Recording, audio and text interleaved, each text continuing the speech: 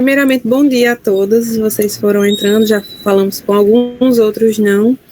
É um prazer ter a presença de todos aqui, certo? Desde já eu agradeço tanto a presença dos participantes, como também a presença e a disponibilidade do professor Joylan, certo? De estar podendo nos agraciar com esse seminário, que é muito importante, não só para a área de elétrica, mas também para todas as áreas, que essa palestra está alocada no horário da disciplina, de uma disciplina da UFPB chamada Profissional 3, mas a gente abre o convite para todos, justamente por ser engrandecedor para todas as áreas e também para todos os estágios, seja na graduação, na pós-graduação, ou onde estiver localizado.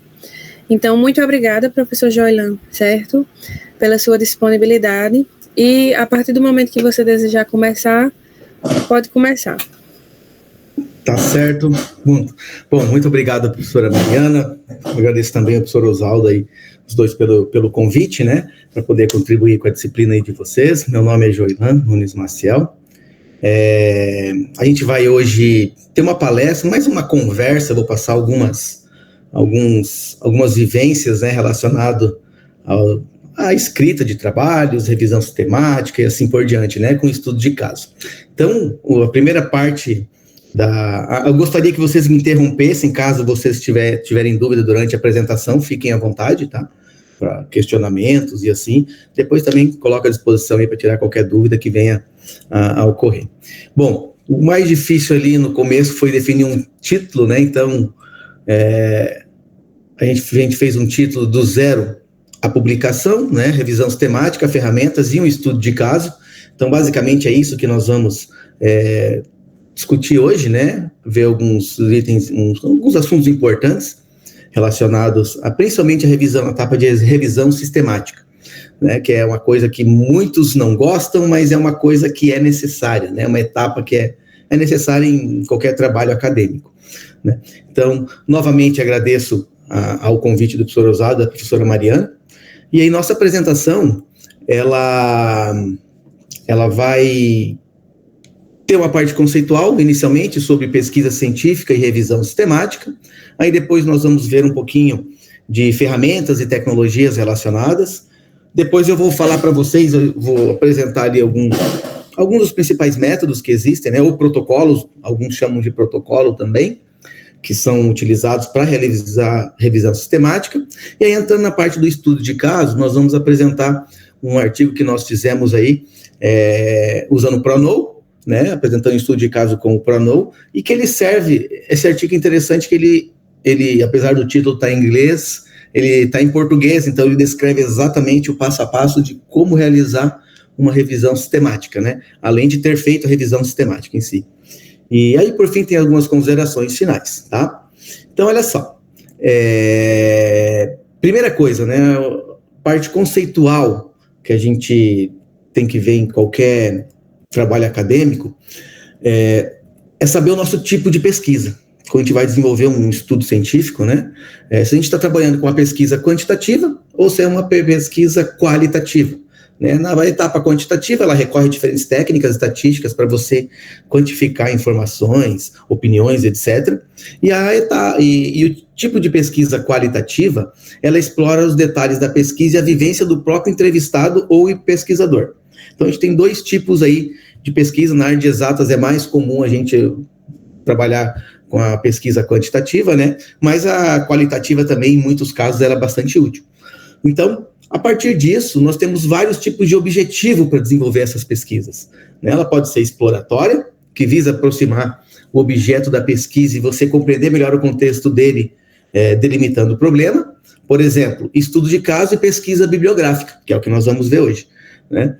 E tem a pesquisa com objetivo descritivo, que é você realizar um levantamento de dados por meio de alguma técnica padronizada, coleta de dados, por exemplo, questionários, formulários e tal, ela se encaixa aí com o objetivo de pesquisa descritiva. E a explicativa, enfim, ela explica algum fator que motiva algum fenômeno, alguma causa, né? Então, nas ciências naturais aí é comum a gente fazer experimentos, tá? E nas ciências sociais o pessoal recorre a métodos observacionais.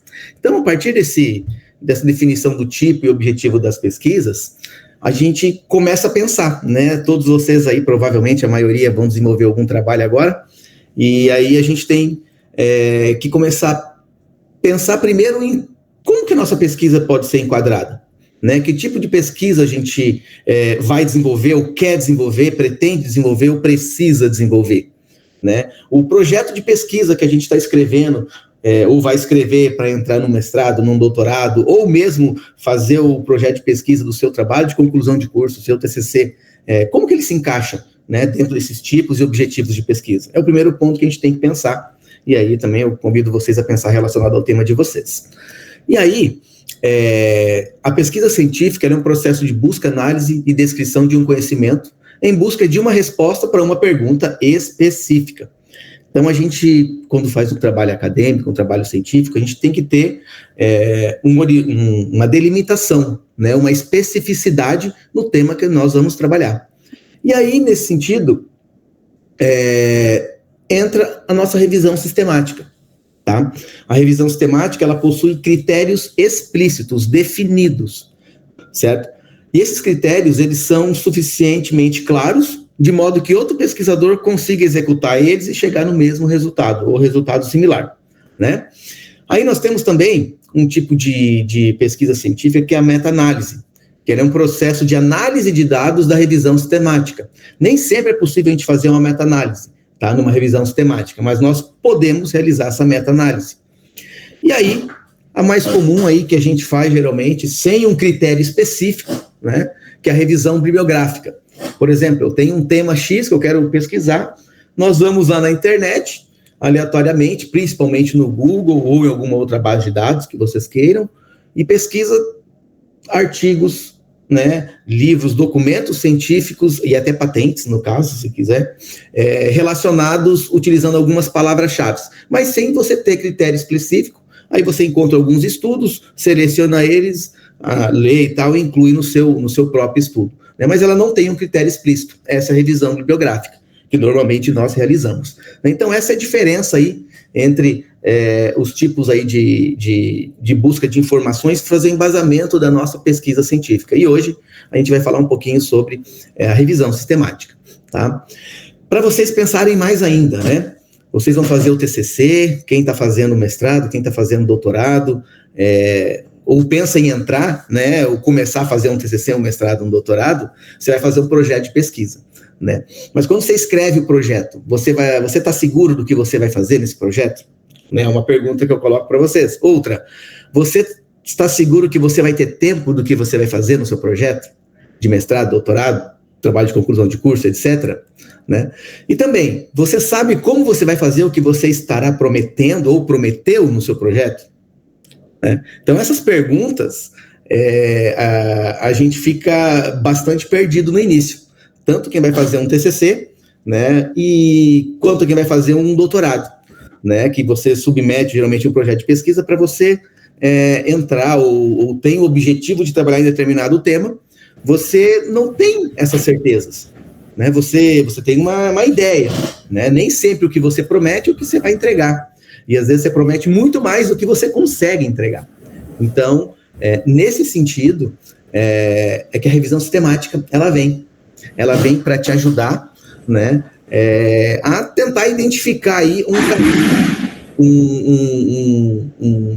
um caminho relacionado a você responder essas questões, você trabalhar elas e você conseguir desenvolver o seu trabalho. Sozinha ela não resolve tudo, mas ela fornece informações que são muito importantes para você descobrir um caminho, a importância do seu trabalho, a justificativa, a originalidade do seu trabalho e principalmente a contribuição, tá? Então é por isso que a gente utiliza muito a revisão sistemática aí no mundo científico. Esse caminho ele pode não ser tão claro e rápido, mas ele vai te indicar uma rota.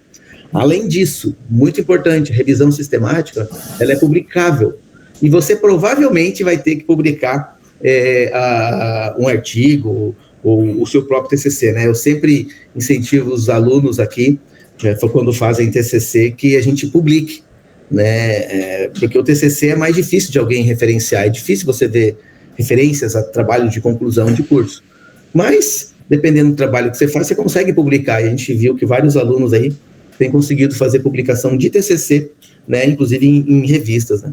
Então, a revisão sistemática, ela vem para tentar te solucionar aqueles problemas, aquelas incertezas que a gente tem no início do nosso trabalho, e eu acredito aí que muitos estão, né, tendo essas incertezas. Então, a revisão sistemática, ela possui critério explicitamente definido, ela especifica um objeto de estudo, ela coleta e analisa estudos científicos, ela possui critérios de busca específicos e reprodutíveis, tá? É importante ter essa palavra, reprodutíveis. Por quê? Porque o que é o método científico? A gente tem que ter um método científico que alguém lendo o nosso trabalho consiga reproduzir. Ela permite uma análise análise da qualidade metodológica e relevância dos estudos que você está pesquisando, e ela possui um elevado grau de evidência científica. Então, a gente tem um monte de incerteza no início do nosso trabalho, do nosso TCC, do nosso mestrado, doutorado, e a revisão sistemática, ela vem para mitigar, amenizar esse nosso medo, né? Esse nosso, que a gente tem, as nossas incertezas e inseguranças aí, tá? Bom, revisão sistemática, então, pessoal, se eu estiver falando muito rápido, vocês podem me interromper a qualquer momento, tá? Fiquem à vontade. Vou falar um pouquinho agora da etapa de revisão sistemática, né? Então, a primeira coisa que a gente faz uma revisão sistemática, né, quando você vai fazer um trabalho científico, tu tem que ter uma pergunta, né? Porque a gente tem que ter uma pergunta. Isso aí vai te originar depois, você vai ter assertivas relacionadas a essa pergunta, vai ter hipóteses e tudo mais. Mas tem que ter formular uma pergunta, né? De um tema. Aí depois tu tem que buscar pelos estudos científicos relacionados a essa pergunta. Mas como são estudos científicos, eles têm que ser relevantes, né? Existem várias formas de eu considerar essa palavra relevante, né? Dependendo do método de revisão que a gente vai utilizar, né? Aí depois nós temos a etapa de avaliação crítica e seleção dos estudos relevantes, certo? Em seguida nós temos a coleta de dados dos estudos, aí temos a análise e a preparação dos dados, né, com a apresentação desses dados relacionados a esse estudo, e aí por fim, né, eu adaptei essa imagem aqui, essa projeção aqui, e nós temos a interpretação dos resultados, eu adicionei ali a publicação. Por quê? Porque você pode publicar uma revisão sistemática, né? Pode, entre aspas, eu acho que você deve, né? Se você tiver uma interpretação de uma revisão sistemática que tem algumas contribuições, algumas características, a gente provavelmente consiga publicar essa revisão sistemática, né? Então, sua revisão sistemática tem que ter um diferencial, principalmente quando você está numa área que já existem outras revisões sistemáticas, né? E é isso que daí eu vou mostrar no estudo de caso que nós desenvolvemos aí, conjuntamente, há uns anos atrás, né? Então, em linhas gerais, uma revisão sistemática, ela é uma escadinha e você vai subindo esses degraus aí, e no final, a ideia é que a gente consiga ter uma revisão sistemática, e além da publicação, você consiga decidir, delimitar, definir o que tu vai fazer, o que você quer escrever. Ou seja, como é que você vai escolher isso? Em função da sua revisão sistemática. Você vai identificar na literatura qual é a lacuna que tem, o que já foi feito, o que não existe, o que são alguns insights que os estudos te mostram, sugerem para fazer e etc. Tá? Então, essas seriam aí as etapas de uma revisão sistemática. Agora eu vou mostrar para vocês um pouco algumas ferramentas e tecnologias, tá? Principalmente começando com os gerenciadores de referências bibliográficas e citações. Tá? Esses softwares aqui, ó, Mendeley, Zotero e RefWorks, tem outros, tá? Eles são gerenciadores de referências bibliográficas e também de citações. Ou seja, além de você ter um software que eu consiga inserir dentro deles artigos, né, livros, referências de sites, relatórios técnicos, etc., nós conseguimos, com esses softwares aí, fazer citações para quem usa o Word, né, para quem usa o LaTeX. Você consegue extrair os dados dessas referências e utilizar automaticamente citações, por exemplo, dentro do Word, LibreOffice e assim por diante, né, inclusive o LaTeX. Então, atualmente, eu usava muito o Mendeley, mas ele ficou muito lento, então, depois que eles desativaram, o Mendeley tinha um software que era instalado na máquina, eles pararam de atualizar esse software, agora é tudo web, aí ficou bem mais lento. Então, eu estou usando agora mais o Zotero. Tá? Eu até recomendo vocês darem uma olhada depois, mas vou mostrar uma breve tela aí desses sistemas e explico para vocês. Né? Aí temos o software Publish or Perish, que eu já sei que a Nora apresentou esses tempos atrás. Né? É um software utilizado para citações e métricas acadêmicas. Você também consegue usar o Publish or Perish principalmente para buscar as referências a partir do Google acadêmico, né, que na minha visão é uma base de dados que tem que ter em qualquer trabalho científico, na minha visão, né, porque ele indexa todas as outras bases, tá? Nós temos softwares ferramentas para visualização de redes bibliométricas, tá? O VozViewer é um deles, que eu já utilizei, nós já utilizamos o VozViewers. Tem esse recente aqui, Connected Papers também, é uma outra variante que permite trabalhar com rede. Temos uma ferramenta que é o Site.ai, que mostra o impacto de artigo e como eles são citados, se eles são bem ou mal citados na literatura, e utiliza a IA para isso. Então, são algumas das ferramentas aí que nós podemos utilizar aí para auxiliar no processo de escrever, né, desenvolver uma revisão sistemática. Aí, nós temos outra ferramenta, que é o Semantic Scholar, que usa inteligência artificial também para destacar os artigos relevantes em determinada área, a partir de palavras-chave. Esse é novo, eu também nunca utilizei, mas eu entrei lá para fazer uns testes, achei interessante ser utilizado. Nós temos os seguintes softwares aqui, que auxiliam na filtragem de grande quantidade de artigos, tá? Que é o Ryan, o Elicit e o Start. Esse Start é um software desenvolvido pela UFSCar, um laboratório lá da UFSCar. Então, ele tem todo o protocolo, né, de você desenvolver sua revisão sistemática, eles já te dão a ferramenta para isso. Então, ele também é uma solução inteligente. Inteligente, mas é uma solução interessante, né, para quem quer trabalhar e desenvolver uma revisão sistemática. Temos um site que eu achei interessante colocar para vocês que estão nessa área, são o ArcX, né?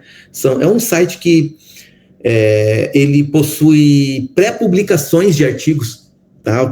O artigo ainda nem está em revisão pelos pares, ainda está sendo avaliado, e muitos autores ainda publicam já nesse site, né? Primeiro para aumentar o acesso a publicações deles e também dar maior visibilidade aos estudos, né? Então, tem alguns trabalhos que vão ser publicados, provavelmente, pode ser que não sejam, mas já estão aí no ArcX aí,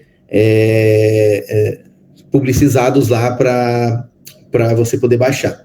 E aí, nós temos, pessoal, uma modinha, né? Modinha do momento aí, que é o uso das IA generativas, né? Da inteligência artificial na gerativa, e tem várias, né? ChatGPT, Claude, Gemini, Copilot, DeepSeek, mais novo aí, que saiu dos chineses, né?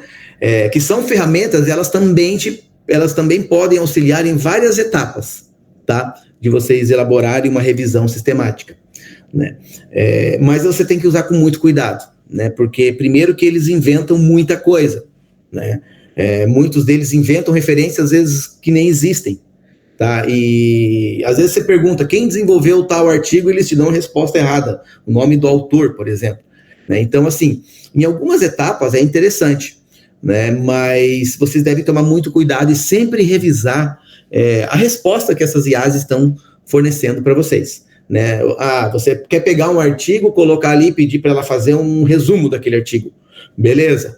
Mas é interessante você pelo menos ler o resumo do artigo, ler partes do artigo, ver se os resultados estão condizentes aí, porque esses tipos de ferramentas, embora sejam muito úteis, né, em vários casos, né, principalmente para escrita de texto, eles têm algumas limitações e a gente tem que estar a par, né? Eu sempre recomendo para meus alunos, né, inclusive alunos da área de programação e tal, que eles querem usar essas IAs, eu não vejo problema, desde que você saiba o que ela está fazendo, né, qual a lógica que foi utilizada e se está correto, você tem que aprender a analisar, né? Então, são ferramentas aí que a gente tem que deve usar, né, mas com cuidado, a gente tem que ter um grau aí de ceticismo aí em relação ao uso dessas ferramentas. Mas eu recomendo, tá? Facilita e agiliza muito o trabalho, né? Bom, aí, queria só mostrar para vocês aqui, esse aqui é o Mendeley, né, na versão web, né? Na verdade, a versão desktop web hoje é a mesma, né, porque eles desativaram aí a versão, descontinuaram a versão desktop, que é o quê? Quando você instala um programa no seu computador, ele fica instalado no seu computador, é uma versão desktop que a gente fala, né? Quando você usa a internet, para acessar ele é a versão web. Então, o Mendeley, ele permite, pessoal, com que nós tenhamos todos os referências, artigos, né, armazenados dentro do software de referência. Você tem os metadados dos artigos, né, e você consegue fazer filtragem, remover arquivos duplicados, você consegue fazer marcações nesses artigos, colocar anotações, e principalmente, você consegue exportar isso aqui para quem trabalha com LaTeX, né, exportar para formato de referência .bib, né, do BibTeX que a gente tem, do pacote LaTeX. Quem trabalha com Word, né, o LibreOffice, que é software de edição de texto aí, esses softwares têm plugins onde você consegue citar essas referências que estão aqui diretamente e automaticamente dentro do Word, dentro do LibreOffice que vocês estiverem trabalhando, né? E então isso agiliza muito, muito, muito a etapa de você utilizar as referências e fazer as citações, inclusive o formato das citações. Você não precisa se preocupar com é a BNT, Vancouver, o tipo de citação não importa, você escolhe, eles já te dão os templates prontos para você só atualizar o formato. Quer mudar para o formato? Você muda um botão, as suas 35 referências no trabalho vão ser automaticamente atualizadas, as citações vão ser atualizadas também de acordo com o seu estilo de citação. Então, isso facilita bastante o desenvolvimento, porque senão você tem que fazer manual, né? Aí temos o software, que é o gerenciador de referências Zotero, é uma cópia do Mendeley, mas é outro software, né? São outros desenvolvedores, e o Zotero é interessante que ele permite com que você instale no computador, né, um software, que é esse aqui no caso, ele é bem parecido com o Mendeley no caso, também tem a parte de metadados, você pode colocar notas, tem os artigos, você pode organizar os seus artigos em pastas, em categorias, né, e isso facilita a gestão, inclusive se você vai executar uma revisão sistemática, você vai precisar categorizar isso aqui. Por quê? Nós vamos ver que a revisão sistemática tem várias etapas, né? Desde a busca lá dos artigos nas bases, a etapa de, por exemplo, remoção de arquivos duplicados, né? Então, é uma ferramenta que te permite fazer isso com um clique, tá? Tem a etapa de leitura, e você consegue fazer essa reorganização aqui utilizando pastas ali, diretórios, e colocando as referências dentro, né? Então, e também, novamente, esse aqui você instala no Word, no LibreOffice, exporta arquivos no formato .text e assim por diante.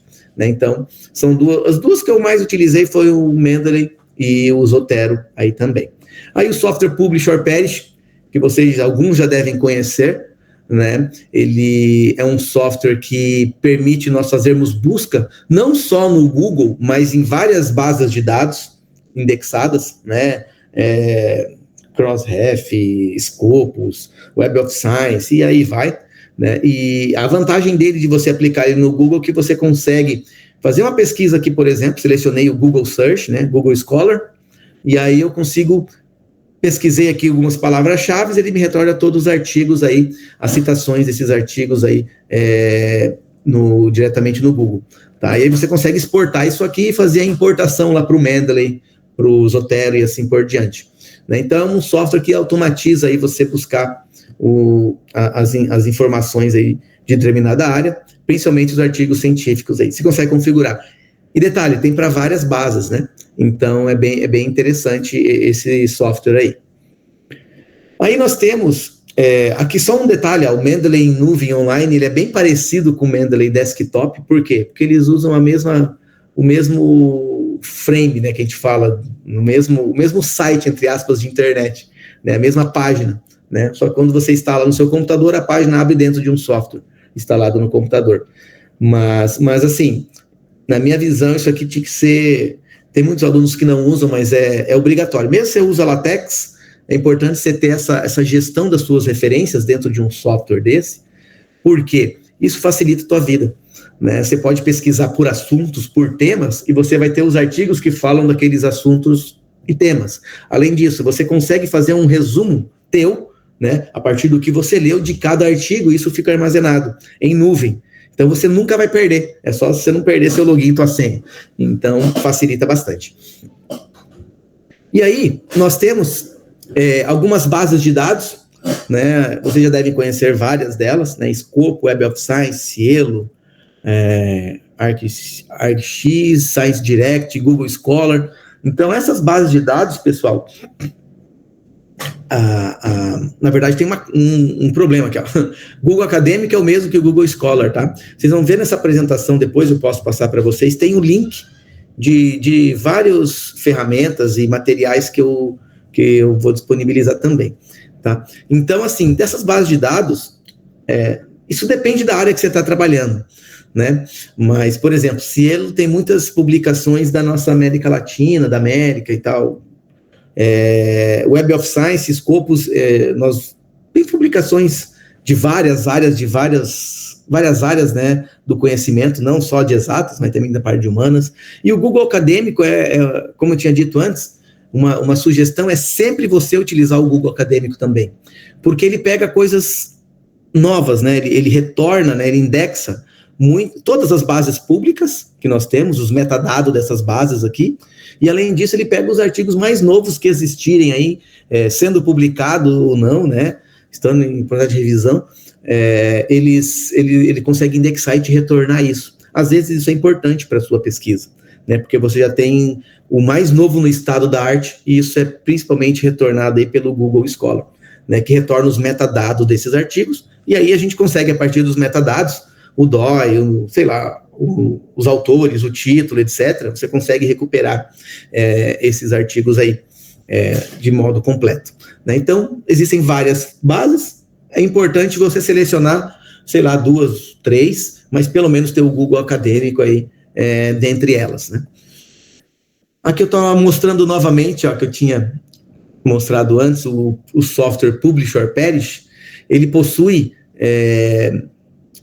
a opção de você pesquisar diretamente em bases de dados, ó, por exemplo, Scopus, né, Web of Science, Semantic Scholar, Crossref e tal, além do Google Scholar, né, que eu mostrei para vocês. Então é um software bem interessante, mas no Google Scholar, se vocês forem utilizar, como ele faz várias consultas no Google, chega um momento que o Google começa a bloquear. Então isso é normal, tá? Porque o Google tem um robô me consultando. Então, essa pesquisa ela deve ser feita com calma, tá? Então, você faz um pouco hoje, faz um pouco amanhã e tal, e aí vai, né? Então, vocês vão ver que acontece isso também. Mas é um software muito útil, né? Você consegue ter citações dos arquivos por ano, quantas citações ele tem, o ranking daquele arquivo em todos. Várias informações são bem úteis aí para vocês poderem extrair dados, né, dos artigos e criar um portfólio aí da revisão sistemática de vocês. Voz Viewer é uma ferramenta que eu tinha comentado com vocês. Pessoal, alguma pergunta, alguma dúvida? Tá tranquilo? Beleza. Olha, fechou. Se tiver qualquer dúvida, vocês podem perguntar. Se tiver rápido. Levantaram a mão aqui. Eu não sei. Por favor. Eu não vi quem foi que levantou, não sei se já baixou. Baixou, mas era o Manuel. Não sei se queria perguntar, Manuel. Não, foi engano. Ah, beleza. Ok. Obrigado. Então, olha só, pessoal, o Voz Viewer, ele é bem interessante, tá? Você consegue fazer gráficos em rede, né? Nós chamamos a computação isso aqui de grafo, né? Mas são gráficos em redes e você consegue visualizar essas redes de uma maneira visual, né? E você consegue configurar. Você pode fazer gráficos, por exemplo, aqui nós temos um gráfico de rede de universidades, né, que mais pesquisam em determinado tema, por exemplo, né? Nós podemos também fazer um gráfico de rede de autores, redes de, palavras-chave que são mais utilizadas em um determinado tema, né? E aí a gente consegue configurar, por exemplo, para colocar nas cores o ano de publicação. Então, você consegue fazer vários tipos de análise em rede utilizando esse software. Qual é a entrada para esse software? A entrada para esse software são metadados de referências bibliográficas. Tá? Formato BibTeX, formato RIS, formato... O que são esses metadados, pessoal? Os metadados é o conjunto de dados que descreve determinada referência bibliográfica. Quais são os autores, o ano de publicação, qual é o tipo de publicação, qual é o DOI, né, que é o número, o link, né, o número que identifica aquele arquivo. Então, o conjunto de todas essas informações são os metadados. E esse software, ele analisa esses metadados. Você consegue fornecer um arquivo com centenas ali, milhares de metadados, referências de artigos, e aí ele faz essa análise para você. Tá? Você pode configurar e fazer vários tipos de análise, então ela é bem interessante. E aí, nós vamos entrar agora propriamente nos métodos de revisão sistemática. Tá? A gente tem algumas abordagens aí para fazer para seguir, né, o protocolo delas, né, o que elas especificam, para você conseguir desenvolver a tua revisão sistemática.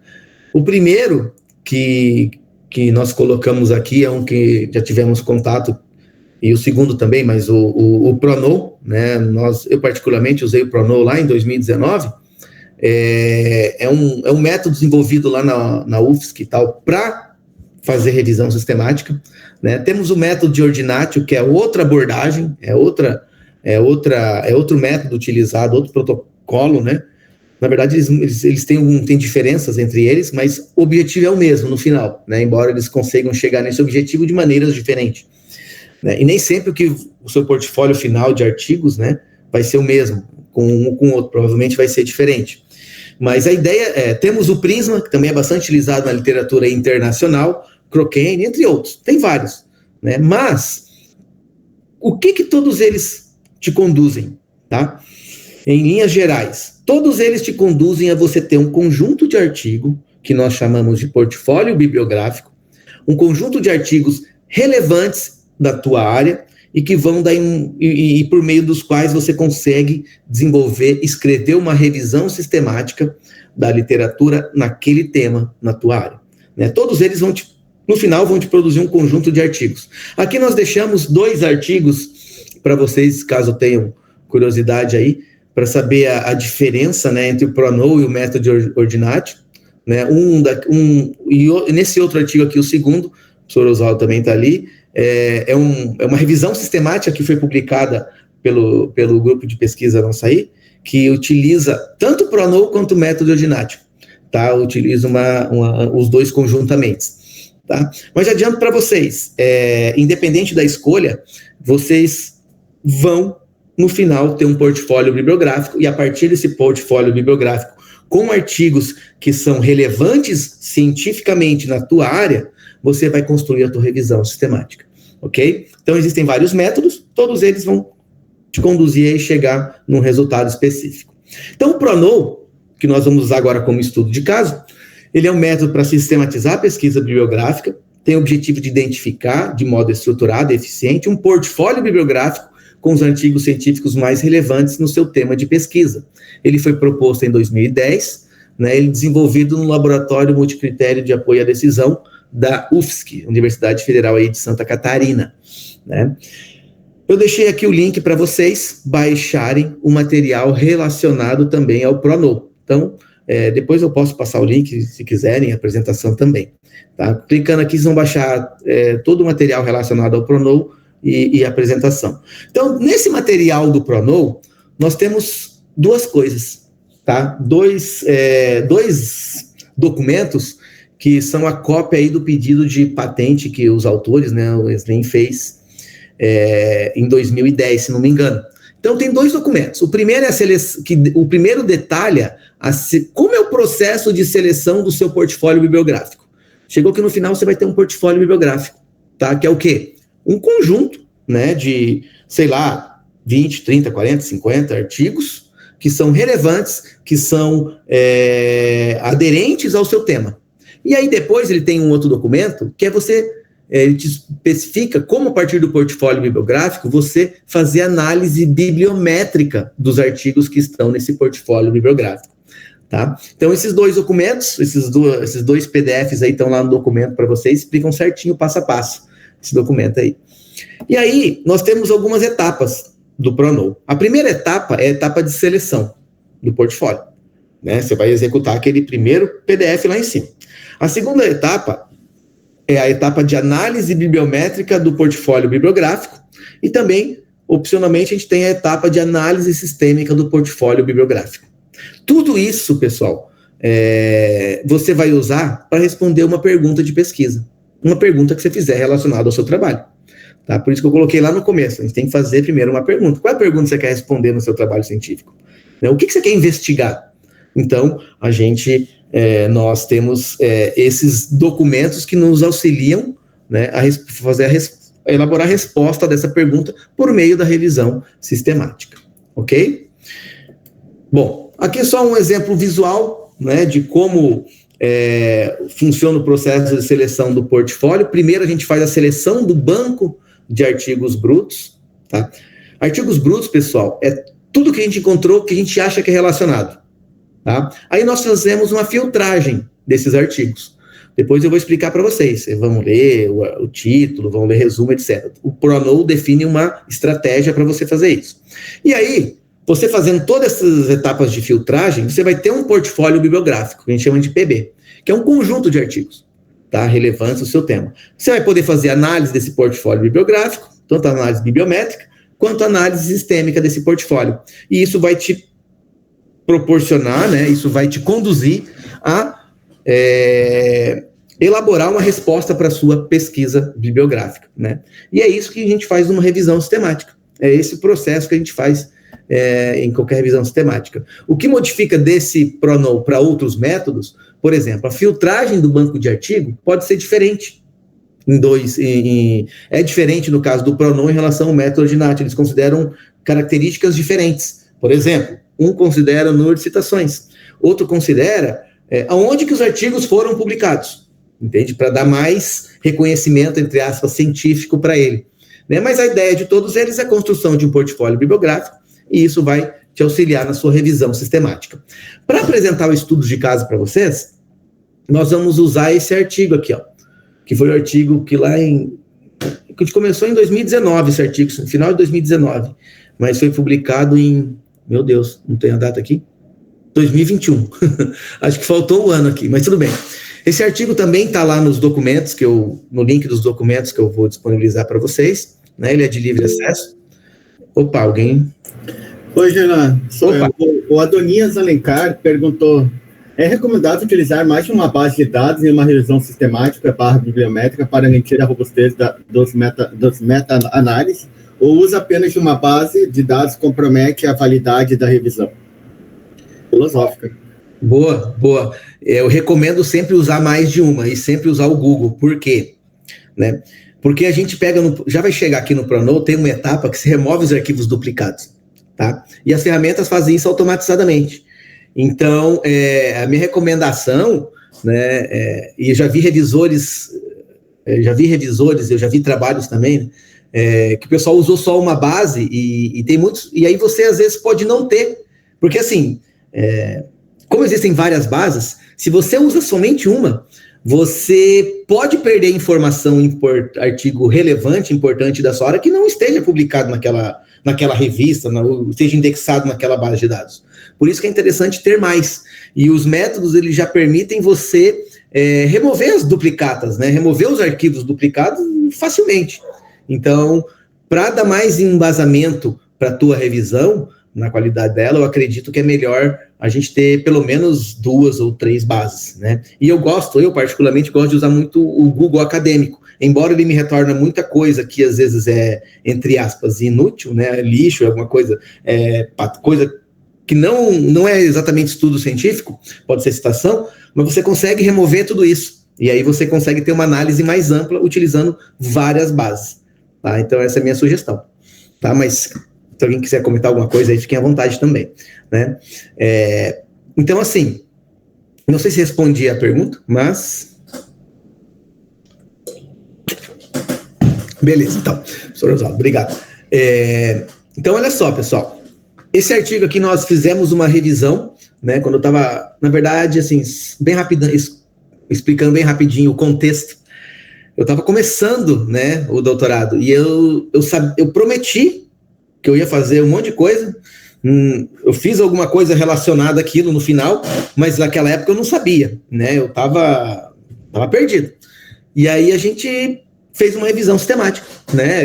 Vamos fazer esse negócio aqui e tal. Então fizemos uma revisão sistemática no começo do doutorado, e aí com 3, 4 meses a gente já tinha um artigo aceito, publicado e tal. Dá trabalho naquela época? Dava, porque não tinha nenhuma ferramenta de IA generativo naquela época.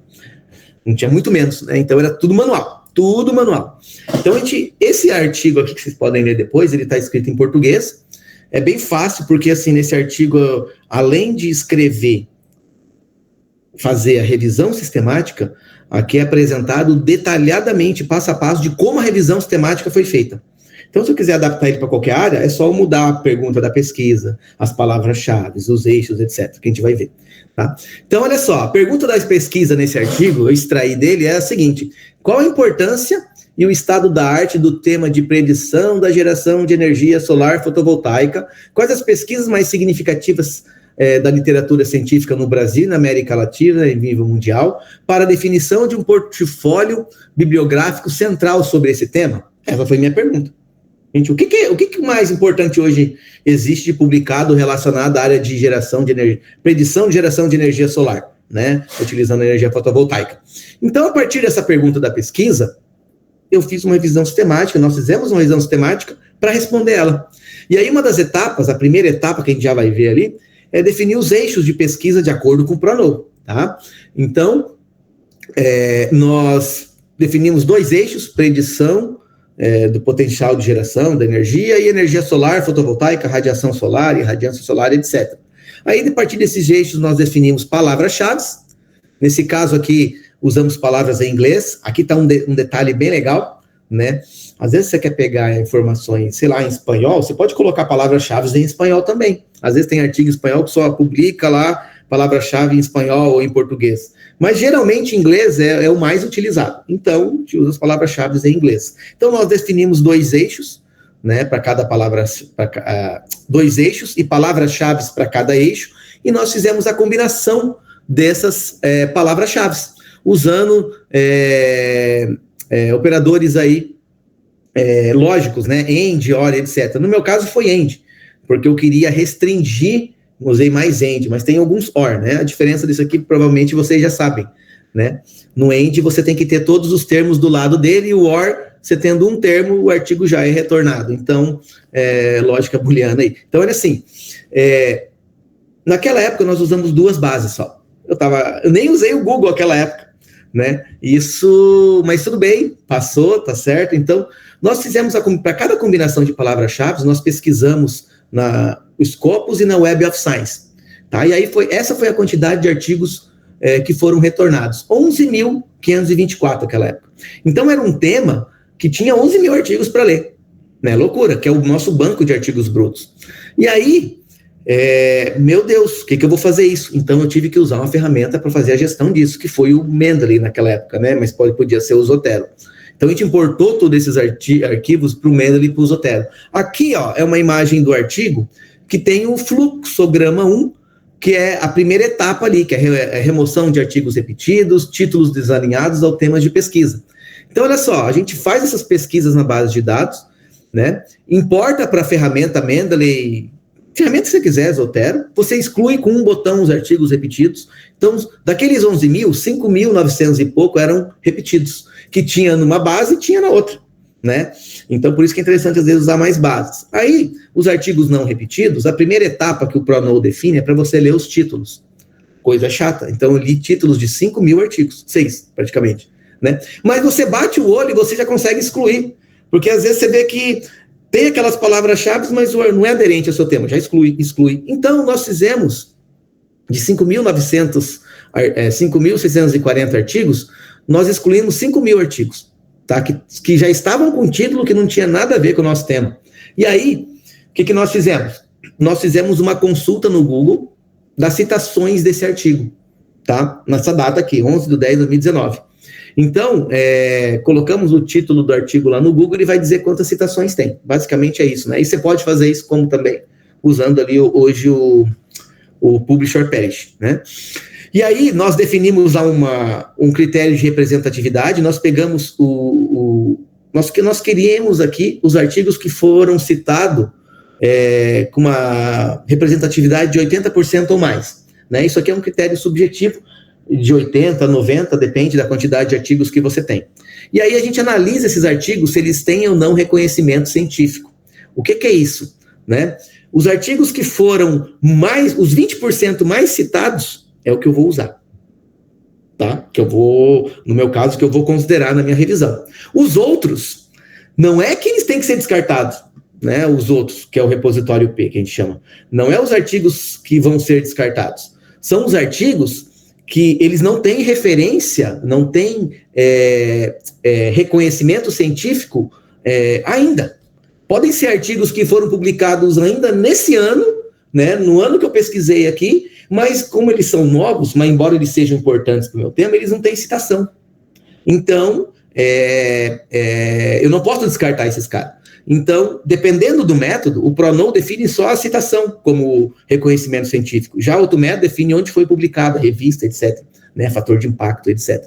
Então, nesse caso, a gente tem que seguir o protocolo do PRONOW para analisar esses repositórios aqui de artigos sem reconhecimento. E aí nós temos o fluxograma 2. Aqui nós temos os artigos citados, né, e com reconhecimento, e aqui os artigos ainda sem reconhecimento, embora eles possam ser úteis para nós, tá? Para nós. Eles podem ser úteis, eles podem ser muito novos, mas ainda não foram citados, mas eles são relevantes no meu trabalho. Tá? Então, a gente tem que fazer essa análise. Então, esse é o processo. Ele pergunta se o artigo é recente há menos de 2 anos. Se ele é recente há menos de 2 anos, o PRONOW define para você ler o resumo dele. Se o resumo dele for aderente, você vai colocar ele no seu repositório B e depois no repositório bibliográfico. Senão, você joga ele fora, você exclui, né? E aí tem uma análise também do banco de autores, que é o quê? Desses artigos que têm reconhecimento científico, existe algum autor aqui que publicou algum artigo aqui? Se tem, você tem que analisar ele, tá? Senão você pode excluir, né? Você tem que ler o resumo também. Então, esse processo aqui, nessa fase, a gente acaba criando um portfólio bibliográfico do repositório C. A gente criou com 292 artigos, é muito, tá? Mas é porque o nosso tema a gente descobriu que tinha muito artigo. Então, estavam publicando demais nessa área. E aí a gente até sugeriu uma modificação no PRONOW depois, mas depois eu chego lá. E aí, pessoal, o objetivo de executar todo o algoritmo aí do PRONOW é a gente ter isso aqui, ó. Um portfólio bibliográfico, e a gente acabou criando um portfólio bibliográfico final com 40 artigos, tá? O normal que o PRONOW define, assim, até 20, 30, 35. O nosso tinha 40, mas é que tinha muito artigo. Então, a gente acaba tendo esse portfólio. Esse carinha aqui, né, tudo isso aqui é tirado lá daquele artigo lá que eu passei o link para vocês. Aqui nós temos, ó, o primeiro artigo aqui, ele tinha 585 citações, que era a referência 21, né, e aqui, era um dos mais citados naquela área. O segundo artigo tinha 552 citações, né, terceiro artigo, 442. Então, esse aqui, inclusive, eu usei muito no meu doutorado, né? Então, assim, esses 40 artigos, nós vamos usar para fazer a nossa revisão sistemática. E aí você vai ter que ir lá baixar o PDF desses artigos, para ter ele na íntegra, para ter ele completo. Se você não conseguir o PDF, você exclui, né? Mas geralmente a gente consegue, né? Tem vários métodos aí, inclusive uns que não são muito adequados, mas a gente consegue também.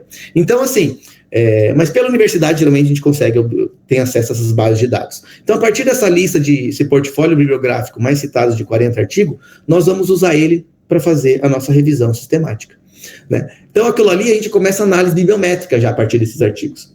Então, naquela época eu fiz tudo no Excel, porque não tinha nenhuma ferramenta pronta. Hoje é mais fácil. Mas, isso que é 2019, né? Então, olha só, o que a gente observou? Que nos últimos 10 anos, foi o que a gente definiu lá nos critérios de busca, o artigo dos últimos 10 anos, a gente viu que eu estava em 2019 naquela época, as publicações nessa área tinham crescido muito de 2017 em diante, né? Aqui nós temos um número de publicações de artigos naquela área, né? Aqui a gente tem um gráfico de dispersão aí, mostrando que aumentou realmente a quantidade de publicações nos últimos anos, né? E as citações desses artigos também aumentou nos últimos anos, né? A gente tinha...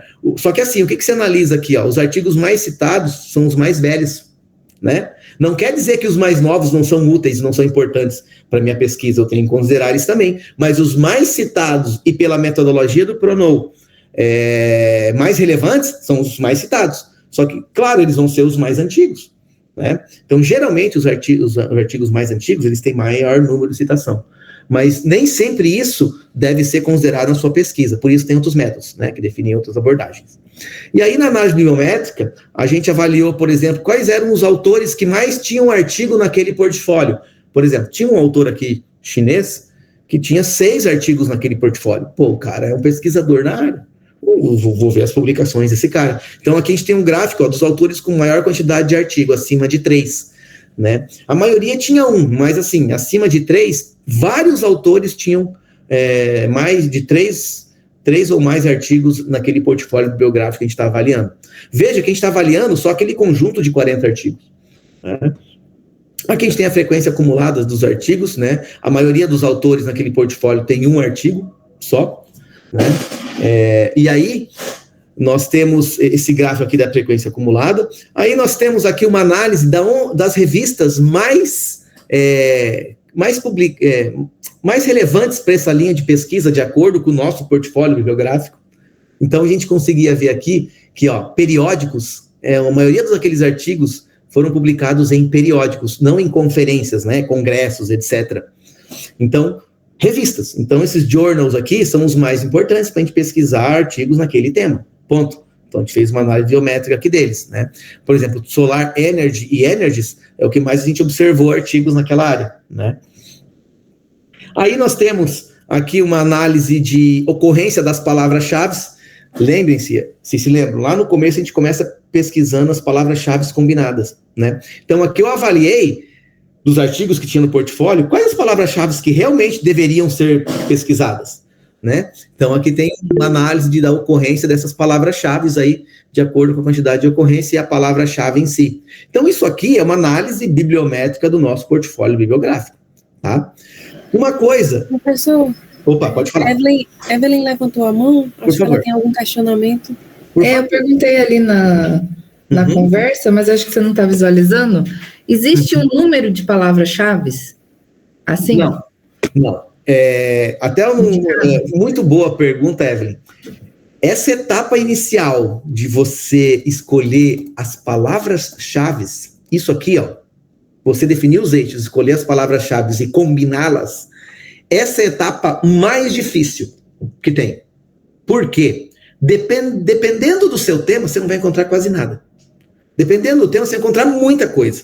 E aí você deve ajustar isso de acordo com o seu tema, né? Usando and, or, conectiva, combinação dessas palavras, combinação dos eixos em si, né? Então, essa etapa, só para você ter ideia, quando eu fiz a primeira vez essa revisão, eu fiz 3 vezes a revisão, executei elas 3 vezes, até eu achar uma combinação que me deu uma quantidade razoável de artigos, porque a primeira, eu tinha 100 e poucos mil artigos.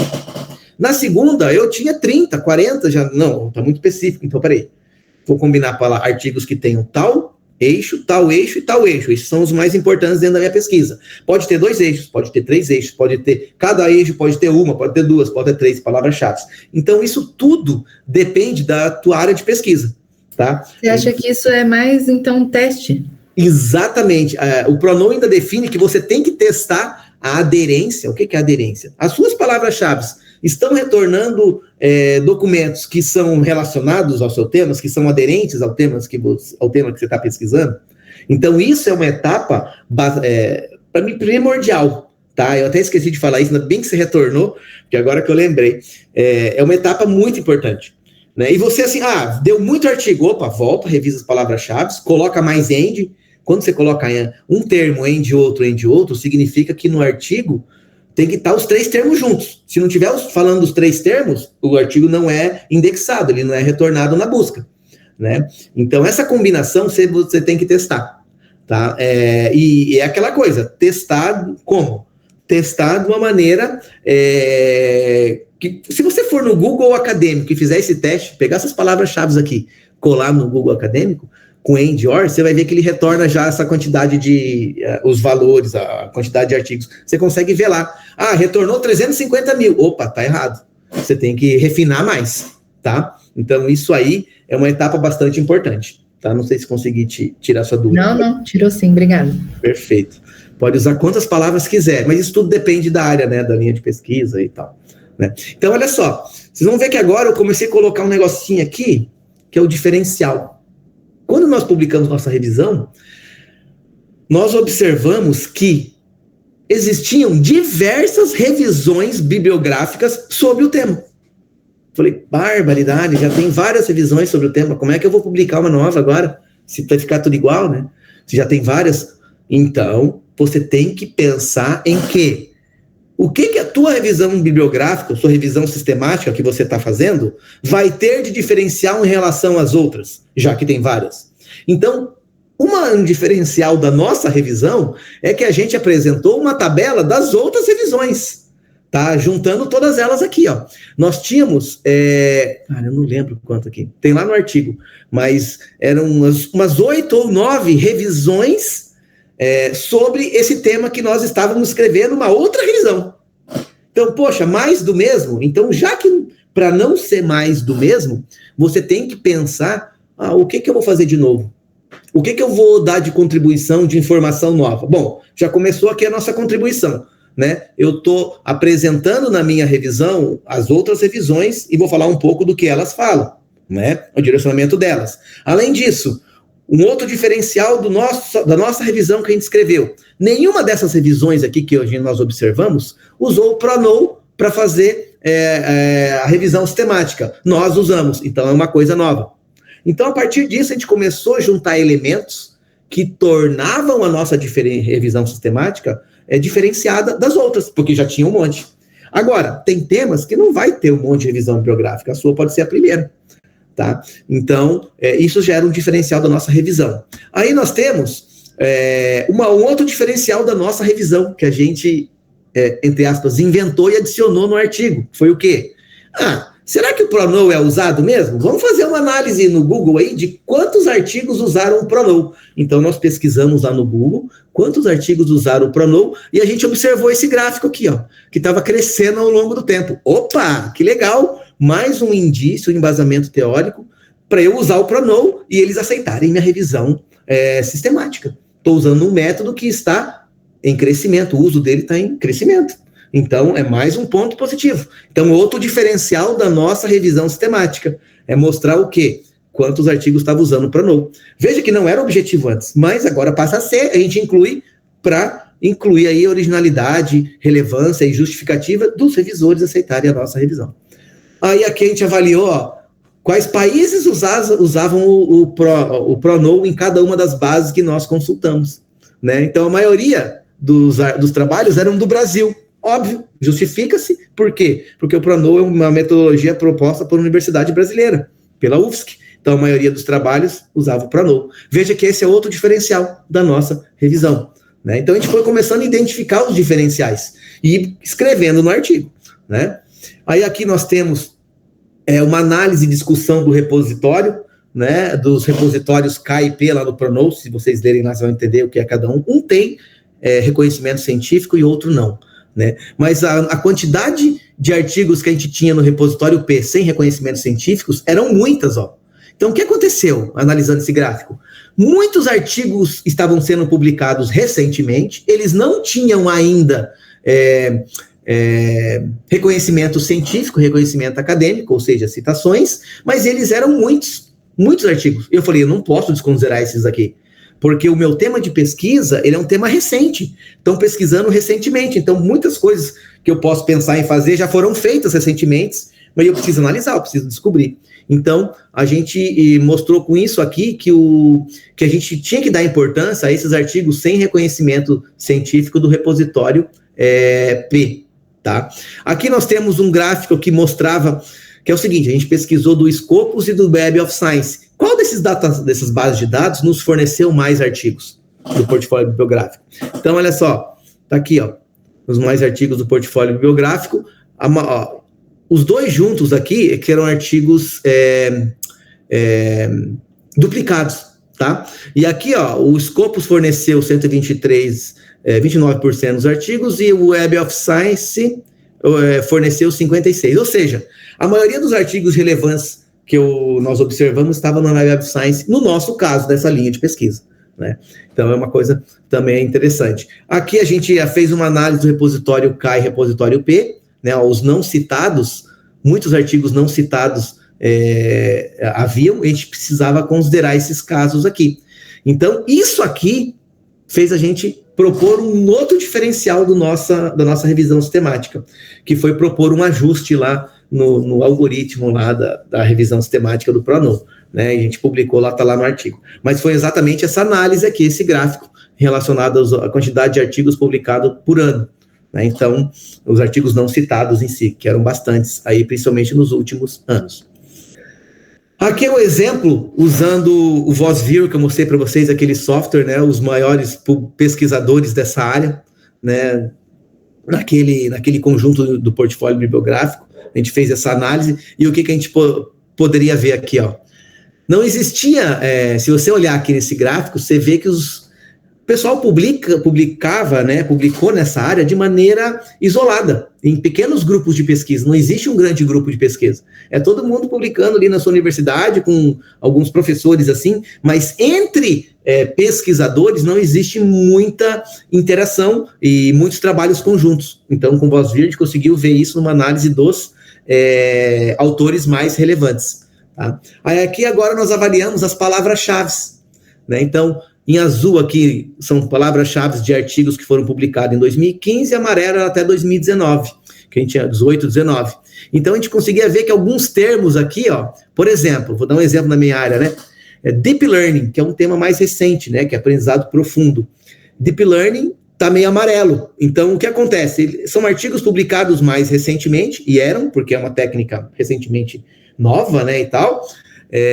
São algoritmos de aprendizado profundo que são utilizados nessa área, e eram artigos mais recentes, então isso mostrou isso, né? Mas, por outro lado, ó, redes neurais artificiais é a mais utilizada nessa área.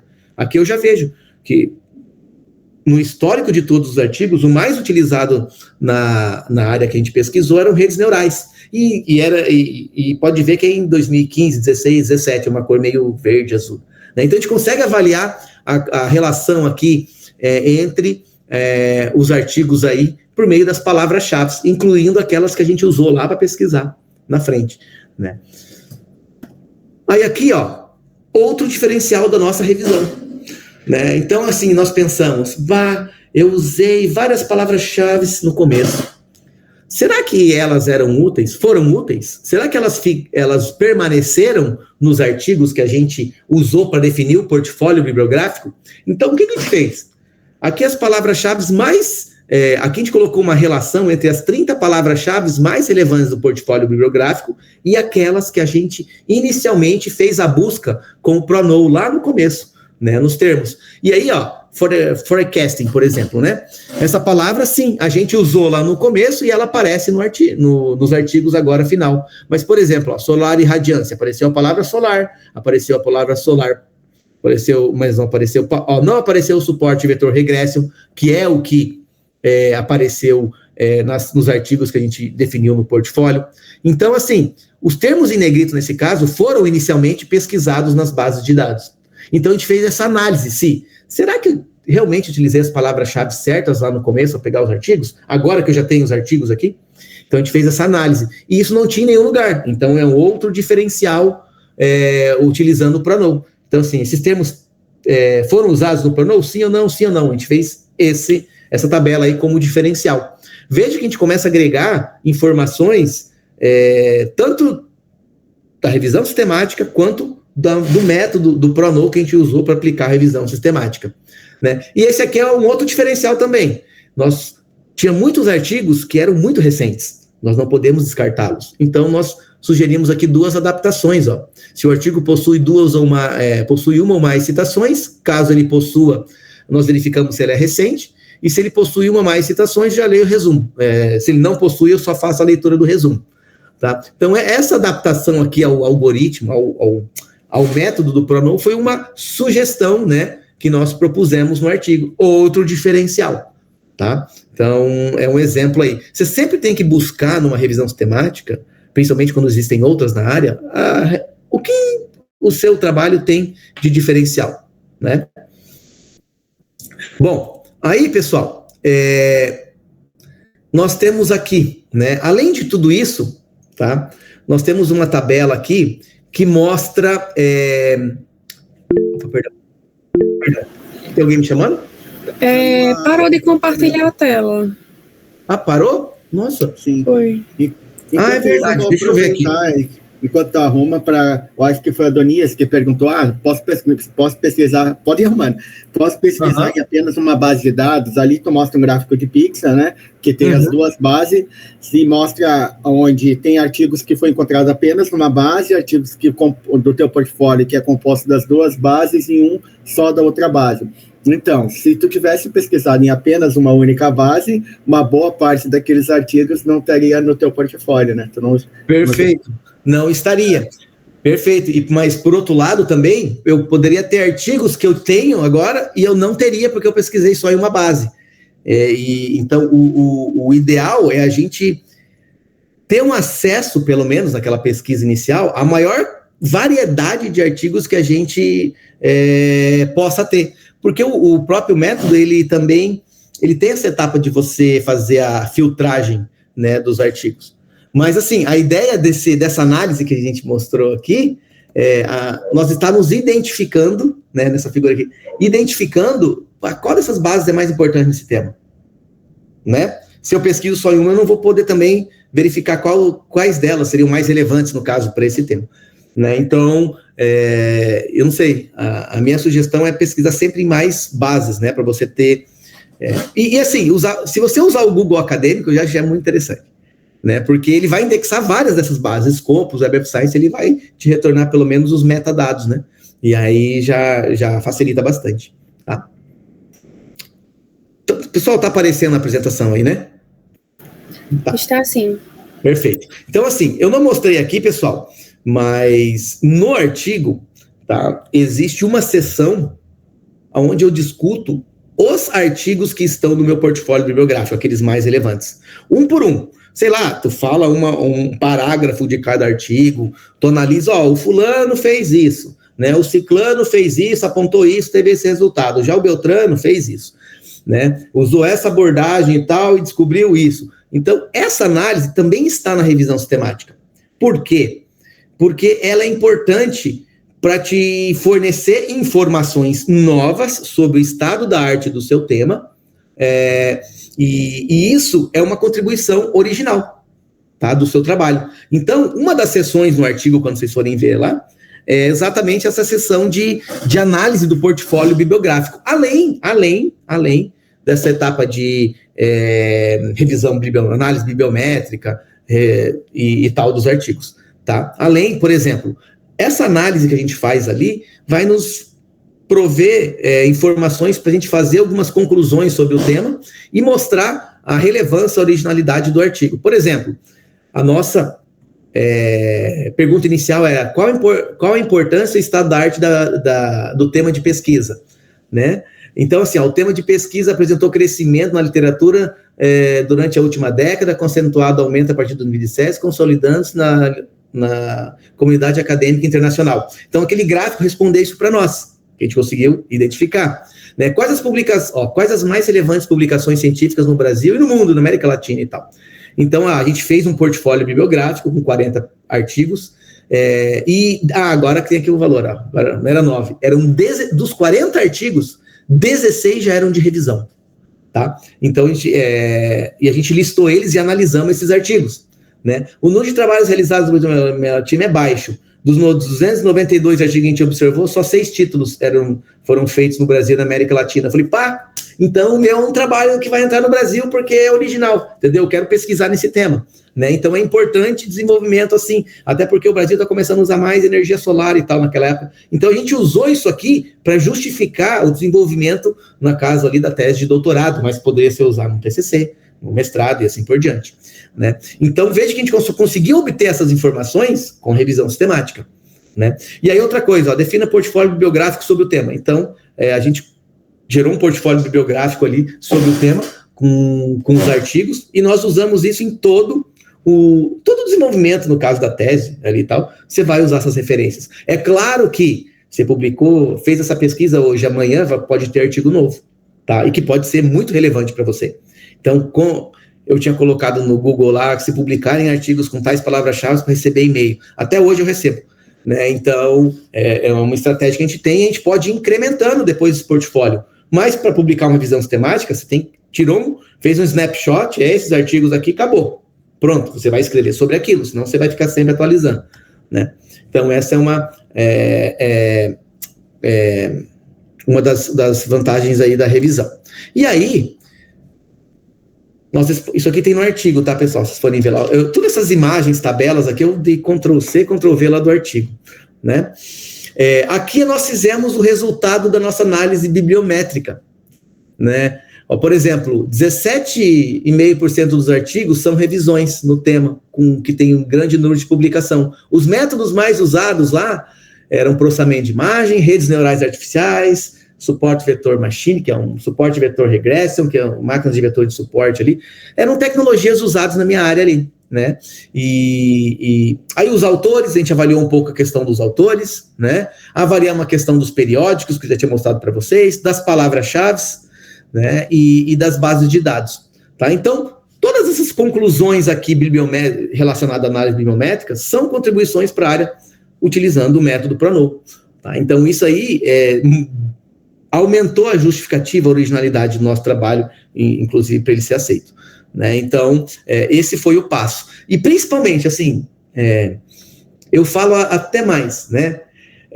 A revisão sistemática, ela ajuda a gente identificar isso aqui. O nosso maior medo que a gente tem quando a gente vai começar um projeto de pesquisa, um TCC, um mestrado, um doutorado, a gente não sabe o que a gente promete, né? A gente escreve, eu quero trabalhar com isso, mas você não sabe bem se você vai realmente trabalhar com aquilo, se você consegue entregar aquilo, se você vai ter tempo para fazer aquilo, e nem como você vai fazer aquilo. A gente não sabe, né? E é normal isso é realmente normal, né?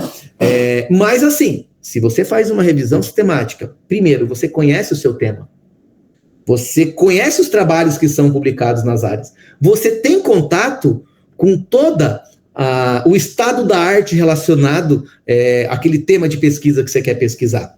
Isso facilita a gente identificar o quê? Uma oportunidade de desenvolver o trabalho, alguma coisa que alguém não fez, né? A gente chama de uma lacuna de estudo. Então, isso, a revisão sistemática, o processo em si, ele facilita a gente desenvolver isso. Então, no meu caso, eu queria fazer uma coisa para resolver o mundo inteiro. Eu falei, cara, não vai dar para fazer nada disso. Eu vou fazer só um negocinho aqui, tal, e já vai ser muito se eu conseguir fazer. Então, a gente delimitou bem o tema, né? Então, eu só identifiquei isso com a revisão sistemática. Além disso, ela te dá embasamento teórico, científico, né? Para você demonstrar a relevância e a justificativa do teu trabalho. Tá? E isso vai te conduzir à originalidade do teu trabalho, né? Então, isso aqui é importante. Além de, gente, a revisão, eu digo que tem dois tipos de revisão, né? Na minha visão, nós temos a revisão científica e, no meu caso, a gente utilizou também a revisão tecnológica, que foi de propriedade intelectual, que era de patentes. Você pode aplicar uma revisão sistemática para trabalhar com patentes. Então, assim, dependendo da sua linha de pesquisa, do seu tema, você pode fazer as duas. Mas a revisão sistemática, ela te dá, além dessas informações, toda a parte teórica da tua linha de pesquisa, além da referencial bibliográfico, do referencial de propriedade intelectual, ela permite você conhecer a revisão conceitual dos conceitos, né, que você vai precisar para desenvolver o seu trabalho. Tudo isso a revisão sistemática trouxe. Então, na hora de escrever, por exemplo, a tese ou o TCC ou a dissertação de mestrado, você já tem boa parte escrito. Está tudo pronto na sua revisão, que você publicou, que você fez. Então, isso, você não está perdendo tempo, você está ganhando tempo, né? E detalhe, ela facilita você identificar essa originalidade e ela pode e deve ser incluída na sua dissertação, na sua tese, no seu TCC, né? O TCC geralmente é uma revisão bibliográfica simples, é o que o pessoal solicita, né? Mas a revisão sistemática, ela é um plus, ela vai além, né? E ela é um requisito para a elaboração de artigos, tá? Então, assim, a revisão sistemática, ela pode ser um artigo. Isso que é a vantagem. Eu lembro que eu nem sabia que eu ia fazer, por exemplo, quando a gente entrou no doutorado, mas eu já tinha artigo publicado do doutorado. Mas eu não sabia o que ia fazer, mas já tinha artigo publicado, porque foi uma revisão sistemática no tema, né? Então, e isso antes de terminar as disciplinas, assim, antes de um ano, né? Então, ajudou bastante, além de me dar um caminho, um norte, né? Fornecer um caminho, um norte para a gente prosseguir na pesquisa. Então, isso é bastante importante. Então, deixa eu ver quanto tempo falta. Falta 10 minutos. Então, as revisões sistemáticas, pessoal, elas fornecem informações, ideias, né, insights, né, a partir de estudos cientificamente relevantes. Ela pode ser e deve, na minha opinião, né, mas aí isso depende de cada professor também, cada um, ela pode e deve ser transformada em uma revisão, uma publicação científica, porque ela pode ser. Tá? Toda revisão sistemática ela tem que ter um método reprodutível. Você tem que dizer como que tu fez, para mostrar o caminho para as outras pessoas. Então, no artigo ali, se você for ver, tem os fluxogramas, e no texto a gente descreve aqueles fluxogramas, como foi calculado tudo. É só pegar aquele artigo ali, você consegue mudar para qualquer tema, né? Mudar a pergunta pesquisa, muda o eixo, muda a palavra-chave, refaz as buscas e tal, e aí você consegue. E ela deve ter um diferencial. Tá? Então, deve ter alguma contribuição nova, alguma informação nova para a tua área de pesquisa. É exatamente isso, ela deve ter uma contribuição identificável, né? É uma coisa. Então, ela deve apresentar uma informação original, isso aí é desejável, né? E ela pode ser contabilizada como publicação, por exemplo, no mestrado e no doutorado, né? Tem alguns cursos aqui na Unila de graduação que, se você publica um artigo, você não precisa apresentar a TCC. Né? Já no mestrado e doutorado, alguns programas você tem que publicar obrigatoriamente 1 ou 2 artigos e tal. Então, ela pode vir te auxiliar e atender você nesse requisito aí, tá? Pessoal, já que 11h40, eu falei bastante, eu tinha deixado 10 minutos aí para a gente conversar, né? Aqui tem todas as referências aí que eu usei na apresentação, inclusive o artigo aí que eu usei como estudo de caso, né?